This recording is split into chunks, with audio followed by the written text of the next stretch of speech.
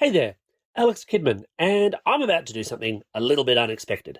That's right, I'm going to juggle these three iPhone 13s while dancing on the back of a live shark.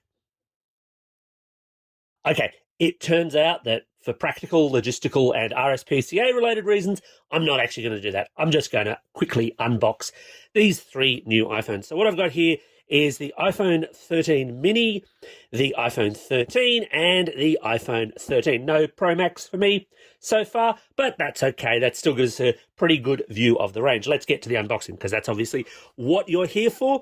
While I do that, I'm going to point out I'm doing this just live, no script, no anything else to camera, so anything goes wrong, goes wrong. And I suppose I should do what every YouTuber does and ask you to like, comment, and subscribe. One thing I do like about Apple, their stuff is usually pretty easy to open. Here we go with the, oh, there's another tab up there. I did say this was live, right? See, there we go. I learned from my mistakes, maybe.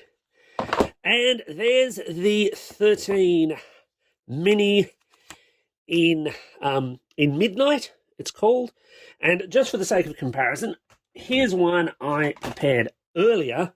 Here's last year's 13 mini. And of course you can see that big difference of the diagonally opposed camera lenses. They're physically a bit bigger, aren't they? But otherwise, this is that small form factor shape that a lot of people do actually quite like. Really keen to see how the battery life goes on this one. And otherwise in the box, all you're really looking at is a cable, because you don't get a charger anymore. Does mean they're nice and thin. We'll just put that one to the side for the moment. And we'll move on to this pink 13. The 13 again. And hey, I will learn from my mistakes. I'll take both tabs off this time. Magic. We slide that open eventually. Trying not to drop the very expensive iPhone. Wow, that's very pink. That's very, very pink. Look, I'll be honest, it's not the colour I would pick, but I like the idea that there is a range of colours. I rather like the product red myself. What's your take? Let me know in the comments below, as they say in the classics. But there it is, yeah. Nice banding, good-looking phone, reasonable, otherwise very, very iPhone-y, apart from that, diagonal slice piece there. And of course, we can move on then to the Pro model. In this case, it's the Gold Pro 13, or 13 Pro, I should say. Did say I was doing this live. And once again, we take the tags off. Maybe not onto the 13. It doesn't deserve that. And we reveal the phone there. Yeah, that gold, again, not entirely my choice, although I've got to say I'm not that taken by the Sierra Blue this year either.